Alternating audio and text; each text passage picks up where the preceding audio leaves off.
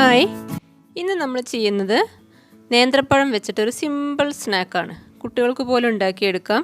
മാത്രമല്ല കുട്ടികൾക്ക് കഴിക്കാനും നല്ല ഇഷ്ടമാവും. അപ്പോൾ പഴമൊന്നും കഴിക്കാൻ ഒട്ടും ഇൻട്രസ്റ്റ് ഇല്ലാത്ത കുട്ടികളെ കൊണ്ട് പഴം കഴിപ്പിക്കാനും ഒക്കെ നല്ലൊരു അടിപൊളി സ്നാക്കാണ്. പെട്ടെന്ന് തന്നെ ഉണ്ടാക്കിയെടുക്കാം. കുട്ടികൾക്ക് ടിഫിനായിട്ട് കൊടുത്തു വിടാനും ഒക്കെ നല്ലൊരു ഐറ്റമാണ്. അപ്പോൾ ഇതെങ്ങനെ ഉണ്ടാക്കാൻ നോക്കാം. ഞാനിപ്പോൾ ഇവിടെ 2 നേന്ത്രപ്പഴം അരിഞ്ഞ് വെച്ചിട്ടുണ്ട്. ഒരുപാട് തിക്കായിട്ട് വേണ്ട, നല്ല തിന്നായിട്ടും വേണ്ട. അതിൻ്റെ ഇടയ്ക്കുള്ളൊരു കനത്തിൽ ഇതുപോലെ ചെയ്തെടുക്കുക.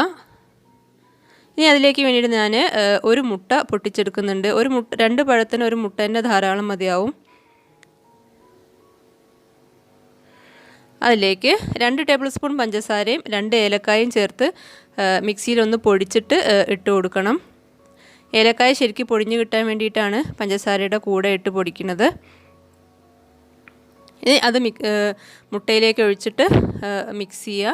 നന്നായിട്ട് മിക്സ് ചെയ്ത് പഞ്ചസാരയൊക്കെ അതിലേക്കൊന്ന് അലിയണം.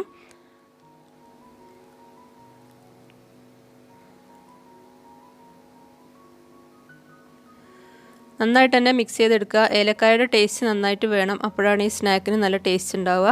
പിന്നെ ഞാൻ കുറച്ച് ബ്രെഡ് ക്രംസ് എടുത്തിട്ടുണ്ട്. ഞാൻ വീട്ടിലുണ്ടാക്കിയതല്ല, പുറത്തുനിന്ന് വാങ്ങിച്ച ബ്രെഡിൻ്റെ റസ്ക് പൊടിയാണ്. പിന്നെ കുറച്ച് മൈദപ്പൊടി എടുത്തിട്ടുണ്ട്.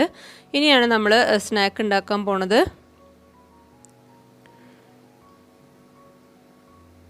ഓരോ പഴം എടുക്കുക, അത് മൈദപ്പൊടിയിൽ ജസ്റ്റ് ഒന്ന് ഡിപ്പ് ചെയ്യുക. എന്നിട്ട് നമ്മുടെ മുട്ട മിക്സിൽ ഒന്ന് ഡിപ്പ് ചെയ്യുക. ഫോർക്ക് ഉണ്ടെങ്കിൽ അങ്ങനെ ചെയ്താലും മതി. എന്നിട്ട് നമ്മുടെ ബ്രെഡ് ക്രംസിലിട്ട് വെക്കുക. ഇട്ട് വെക്കണമെന്നില്ല, ഓരോന്നും ചെയ്തിട്ട് എണ്ണയിലേക്കിട്ട് ഫ്രൈ ചെയ്താൽ മതി. ഞാനിപ്പോൾ കുറച്ച് എണ്ണ അങ്ങനെ ആവാൻ വേണ്ടിയിട്ട് ഓരോന്ന് ചെയ്ത് അവിടെ വെക്കുകയാണ്. എന്നിട്ട് എണ്ണയിലേക്ക് ഇടുമ്പോൾ ഒരുമിച്ച് ഇടാമെന്ന് വിചാരിച്ചിട്ടാണ്.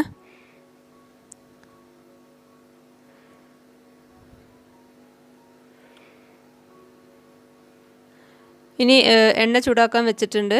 ഓരോന്നും നമ്മൾ എണ്ണയിലേക്കിട്ട് ഫ്രൈ ചെയ്തെടുക്കുകയാണ്. അപ്പോൾ ഇതിങ്ങനെ ചെറുതായിട്ട് കോയിൻ പോലെ കട്ട് ചെയ്തത് കാരണം ഒരുപാട് സമയം എടുക്കും ചെയ്തു വരാൻ. അപ്പോൾ അത് ബുദ്ധിമുട്ടായി തോന്നുകയാണെന്നുണ്ടെങ്കിൽ നമ്മൾ പഴംപൊരി ഉണ്ടാക്കാനൊക്കെ കട്ട് ചെയ്യില്ലേ നീളത്തിൽ, അതുപോലെ ചെയ്താലും മതി. അപ്പോൾ ഒരു പഴം 5-6 പീസസ് ആയിട്ട് കിട്ടും. എന്നിട്ട് നീളത്തിലാണെന്നേ ഉള്ളൂ. അപ്പോഴും കുട്ടികൾക്കൊക്കെ നല്ല ഇഷ്ടമാവും. കാരണം ഈ ബ്രെഡ് ക്രംസ് ഇങ്ങനെ ഉള്ളത് കാരണം കാണാൻ ഒരു ഭംഗിയാണ്, കഴിക്കാനും നല്ല ടേസ്റ്റാണ്. പിന്നെ ലോ ഫ്ലെയിമിലിട്ടിട്ട് വേണം ചെയ്യാൻ, കാരണം ബ്രെഡ് ക്രംസ് പെട്ടെന്ന് തന്നെ കരിഞ്ഞു പോവും. അപ്പോൾ പഴം ജസ്റ്റ് ഒന്ന് വേവും കൂടി വേണമല്ലോ, ഒരുപാട് സമയമൊന്നും വേണ്ട. എന്നാൽ പോലും ബ്രെഡ് കരിഞ്ഞു പോവാതിരിക്കാൻ വേണ്ടിയിട്ട് നമ്മൾ എപ്പോഴും ലോ ഫ്ലെയിമാണ് ചെയ്യേണ്ടത്.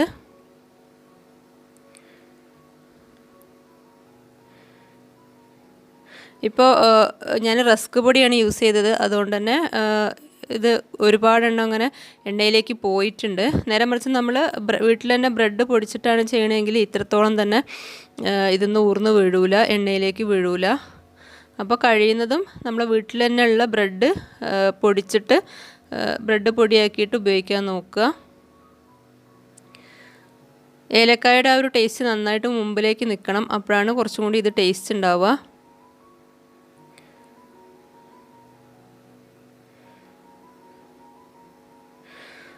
ഒരുപാട് എണ്ണ ഒന്നും ആവശ്യമില്ല ഇതിന്, കാരണം പിന്നെ നമ്മൾ ബ്രെഡ് ക്രംസിലും കൂടി മുക്കുന്ന കാരണം ഇത് എണ്ണ അങ്ങനെ കുടിക്കുകയൊന്നുമില്ല. നേരെ മറിച്ച് നമ്മൾ മുട്ടയിൽ മാത്രം മുക്കിയിട്ടിട്ട് കൊടുക്കുകയാണെങ്കിൽ എണ്ണ കുടിക്കാൻ സാധ്യതയുണ്ട്.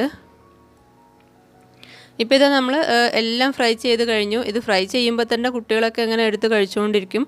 നല്ല ടേസ്റ്റാണ്. മാത്രമല്ല നമ്മൾ വീട്ടിലുള്ള ഇൻഗ്രീഡിയൻസ് മാത്രമല്ലേ ഉപയോഗിക്കുന്നുള്ളൂ, പ്രിസർവേറ്റീവ്സോ അങ്ങനത്തെ ഒന്നും ഉപയോഗിക്കണില്ല. ഒരു തവണ ഉണ്ടാക്കിയാൽ തന്നെ കുട്ടികൾക്കൊക്കെ ഒരു ഫേവറേറ്റ് ഐറ്റമായിട്ട് മാറും. പഴം കൊണ്ട് ഇതൊരു സിമ്പിൾ സംഭവമാണ്, എന്നാൽ പോലും കഴിച്ചു നോക്കുമ്പോൾ നമുക്ക് ശരിക്കും ഒരു വെറൈറ്റി ആയിട്ട് തോന്നും. അപ്പോൾ എല്ലാവരും ട്രൈ ചെയ്ത് നോക്കുക. വീഡിയോ ഇഷ്ടമായി കഴിഞ്ഞാൽ ചാനലൊന്ന് സബ്സ്ക്രൈബ് ചെയ്യുക, ലൈക്ക് ചെയ്യുക, കമൻറ്റ് ചെയ്യുക. വീണ്ടും നല്ല അടിപൊളി വീഡിയോ ആയിട്ട് ഞാൻ വരും. താങ്ക്